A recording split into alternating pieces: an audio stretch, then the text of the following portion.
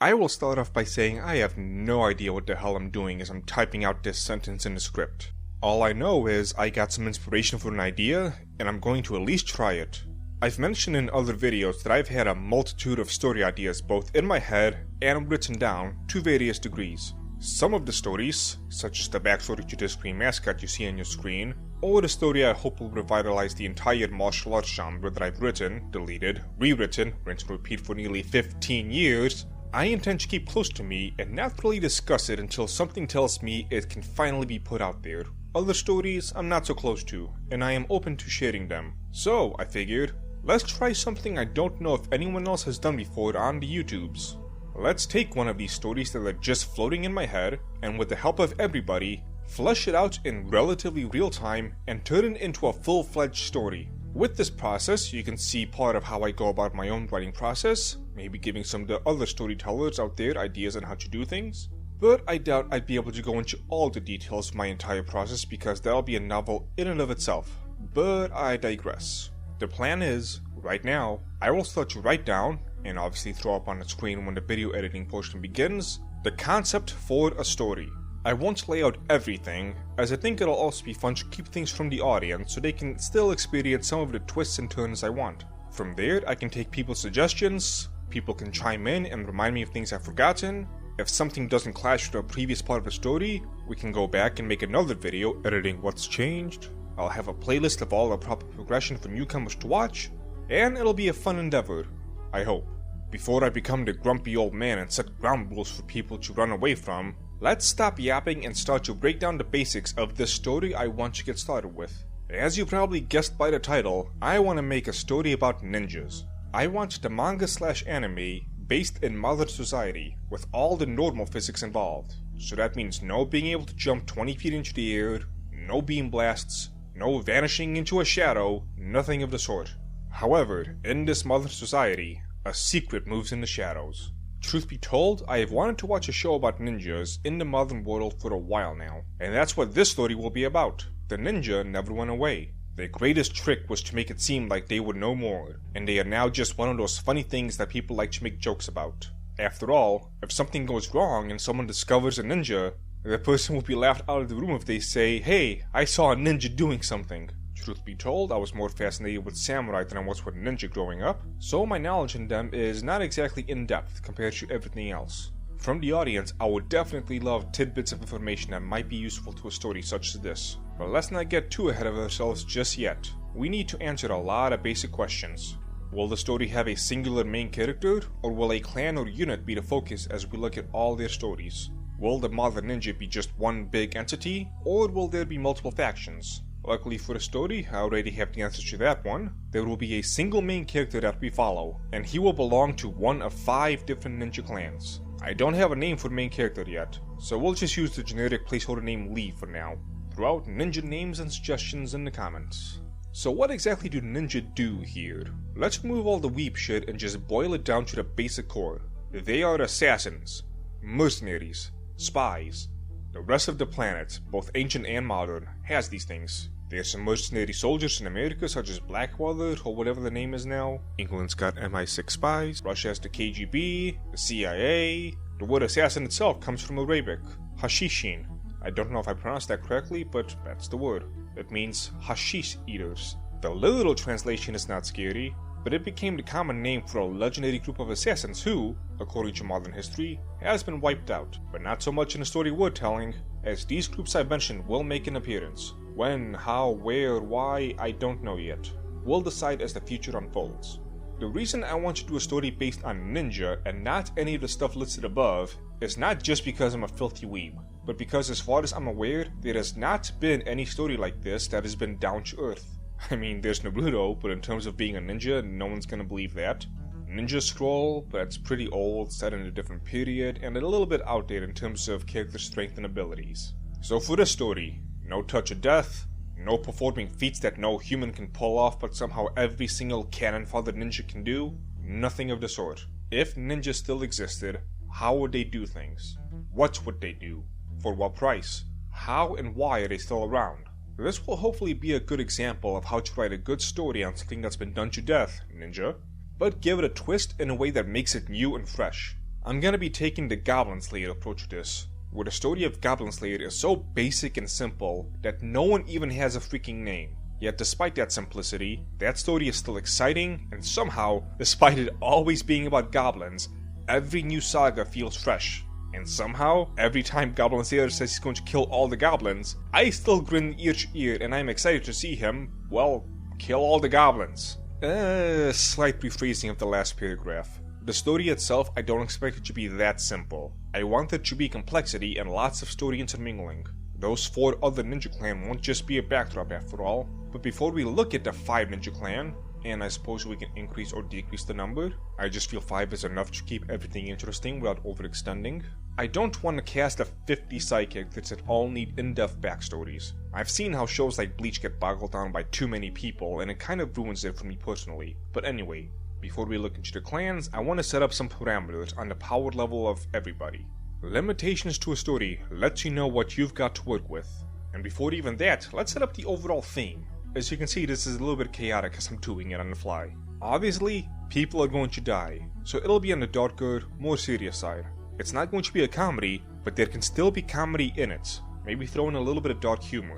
We're not going to be trying to push some political message here or anything like that. So we're not going to use ninja to tackle women's rights or immigrants or anything like that. But we'll develop the feel for the story more as we develop the plots. Anyway, the ninja exist in the shadows. They've done so for hundreds of years. While mercenaries like the previously mentioned Blackwater straight up flaunt themselves, and agencies like the KGB people know exist but no one really knows what they do, the ninja prefer to have no one know they still exist. So any job that might risk exposing them, they will not take. They also refuse to take any job that might drastically shift world affairs, such as eliminating a high-level official. They could, however, take the job of protecting a high-level official, since as far as the average civilian is concerned, nothing's really changed in daily life. Those are soft rules, so while they exist in the abstract ideals, does not mean they cannot be broken. If every other mission is killing off a high-level official, such an act loses its appeal. If we hype up the idea that ninja never do stuff like this, then create a scenario where the course of history will change if they kill this dude, then that's something that's going to be a lot more tense and meaningful if it shows up in the plots. Let's jump from that real quick. So the way I would like the plot to move, I want to keep Monster of the Week style plotlines to a bare minimum, if any at all. I think the first episode or chapter or whatever will have those elements, so we can just properly understand what's going on, introduce the story, the characters, etc. But from that point on, things should always matter. Seeing ninja do cool shit is fun, but there's no reason whatsoever that we have to do such things in a vacuum outside of the main story. Okay, enough about that, let's get back to the rule stuff. How do ninja find work? They can take on both small individual tasks, as well as large multinational jobs. In this story we're constructing, they will have a direct connection to the YAKUZA. A typical civilian thinks that the YAKUZA do all of the dirty work themselves, but in this reality, that is not always the case. Sometimes, in fact a lot of times, they outsource the work of the common man to the ninja. One thing I always try to do for any of my stories is have as much answers as I possibly can for the question, but why though? So why do the YAKUZA outsource jobs to ninja? I actually have not developed this idea fully in my head, so it's being worked on as I type this out, or in case of this video I guess, speak. YAKUZA definitely have enough manpower to take care of whatever small time problem there is. Why give money to somebody else to take care of it? Well, maybe a job needs to be discreet. No one can know who did it. That'll definitely be at least one reason. If a job fails, it might put the YAKUZA in hot water, so they need to avoid that and give plausible deniability. And, frankly, sometimes they're just lazy. If anyone has any other ideas about that, feel free to say it in the comments. Maybe develop the relationship, how it's gone over the years. Give me ideas. The ninja, aside from getting small payments relative to the bigger jobs, can also use this as training ground for the less experienced recruits. So what happens when a ninja fails? We'll cover that probably in the next video. For now, who else hires ninja? Big time corporate CEOs? Gotta have those. Politicians? Of course. The ninja won't care so much about the lower level political stuff, so they can interfere with that a little bit easier than if it was a high level politician. So to put it in American terms, they can sabotage a senator or congressman, making them lose an election or face some type of scandal. That's just fine. A senator, they would not kill. A congressman, if the price is right and there isn't a lot of publicity behind them, they'll do it. This will be a good time to mention, none of the people in this story will have names to real life people, so don't get any ideas about that. Unfortunately, I don't know the Japanese government system, so we'll see how this develops. What else we got? Other types of shady underworld figures? We can expand more on that later. For now, let's go back to the ninja, tackle them some more. Before we tackle the 5 clans, let's tackle just the one clan our main character, Lee, is a part of. Let's begin with this. What is the ninja's motivation? Why do they do the things they do? Are they born into the ninja family, or are they trained? And if they're trained, how do they become trained? How do they get picked? Do they live forever secluded, or do they hide in plain sight, being out amongst the people? Speaking of the people, do ninja do the job because of a love for the country and those people? Or do they only love their clan and its people? Or do they say no to both of them, and only do the job because that's their profession? They're cold-blooded assassins and will kill their own lover if instructed. We need to set this in early and let the audience know as soon as we can without breaking the story flow, because they need to know what's going on, and we do too, because it'll determine our decisions going forward. A story in which the ninja do what they do for their country will have drastically different rules than if the ninja are just cold-blooded killers. With the previous YAKUZA example, if our ninja are all for the country, and the YAKUZA want to kill a shop owner because he's not paying protection money, the ninja might have a problem with that, compared to if they just kill because that's what they do. How about, what if they do everything for the clan, and the clan has a personal relationship with the shop owner? What do they do then? That's a possibility to set up some internal conflict, and internal conflicts might lead to ninja on ninja action. Here's what I'm thinking right now. The clan of Lee, let's call it the Blue Clan for now until meaningful names can be given, they believe that ninja live to serve. They would not exist if no one wanted them, so they must honor and respect their masters and the people they're providing for. This, however, does not make them mortal people. If the only one who uses them is a tyrant, then they must serve their master. We can use this for a variety of moral plot points in the future. Because of this, the ninja of the Blue Clan, aside from a select few, must exist in the outside world doing regular jobs. To hide a tree, plant it in the woods. Another of the 5 clans, we'll say the Red Clan, believes in the opposite. Ninja are born.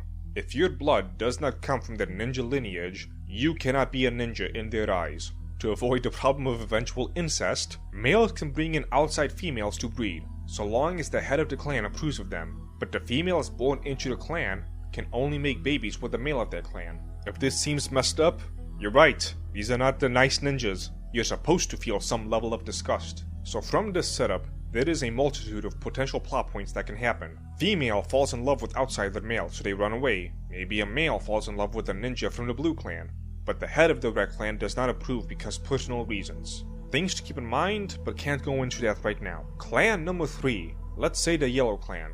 We'll make this clan more matriarchal in their approach. They will have more kunoichi than shinobi, and will view the good of the clan as more important. Ooh, something I thought of that's not in the script that I wrote. For this idea of the clan being most important, will it be a case of the needs of the clan outweigh the needs of the individual? Or will they have more of a no ninja left behind type of feel? Maybe they don't know themselves, causes internal strife? Who knows, I should probably write that in so I don't forget about it. If some clans will have specialties, the Yellow Clan could be one of those that deal with more subtlety, dealing with poisons, blackmail via prostitution, things along those lines. Although thinking about it again, this is not in the scripts, that doesn't really make much sense dealing with subtlety. The ninja, subtlety is what they do. I know what I want to say, but I don't know how to say it. Another opportunity. Comment people. Let me know what I'm trying to say. Alright, back to the scripts. I have ideas on what I like clans 4 and 5 to be, but I'll throw it on over to the comment section to help me develop some ideas. Maybe I'll combine those ideas with my own, maybe I'll just take others' ideas outright, we'll see. On that note, is there anything you'd maybe rewrite for the clans that I've put down so far, or expand upon? The floor is open. Kinda covered this with my off-the-cuff comments, but moving on. That's as far as we'll go with the story itself for today. I don't want to overburden everything. We'll also need to set up some general ground rules for this. To begin with, I'm going to be the captain of the ship, who will have the final say in what becomes official. This is not an ego thing, this is a the buck needs to stop with somebody thing. On the battlefield, it's better to have one mediocre general calling the shots than 2 great generals with differing opinions. Right now, for this video, most of the stuff I've laid out is the stuff I'm firmest on, so it's not like I'm going to be some dictator heading towards the future. And I can always have votes, that's always a possibility. I do have some plot points I don't want to budge on, but there'll be few and you'll know what they are, but that's way into the future. Second, for any physical drawings, I can't really draw at all, but I'd be happy to use any type of fan art for anything. Granted, we don't really have anything we can make fan art out of yet. I mean, we don't even have a main character, but I'm just putting it out there. It'll be purely a fan thing on your guys' end. I might use something I really enjoy in a video. We'll see. How often will I do these updates for the story? Yet again, we'll see. It'll be heavily reliant on how much support this project actually has. If only a handful of people are interested, I can't devote too much time to this. Then there's the ever-present problem of paying the bills. I need to be able to work on stuff that gets me money so I can pay for what I need and have time to do this. That is why you will always see my workflow slow down at the end of the month. Of course, if you want to support this project, we do have a Patreon going. If this gets popular enough, I can throw in producer credits or something along those lines. We'll see. Make sure to share this with people. Let's get others involved in this. See if we can make something fun. Next video, we'll be seeing if we'll make any changes thanks to people's requests, revisiting the 5 clans, and getting into character designs and backstories. Actually, you know what? If there's some sort of character trait or archetype or anything along those lines that you would love to see in a story like this, list that in the comments too. We'll see if I can work with that. This project, whatever it is obviously in its early stages. Expect things to change up in the future. I honestly don't know where this will go, but I am greatly looking forward to seeing it get there. So aside from the core story itself, I'm also open to suggestions on how I can make this project more productive. I'll be perfectly honest with you guys, on a personal level, I don't really do anything like this where I give up control. I tend to be pretty iron-fisted when it comes to anything touching my business. Hopefully this will help me loosen up a bit and I can start learning to entrust things in other people again. But enough babbling, let's see what you have to say in the comments, and I'll see you next time.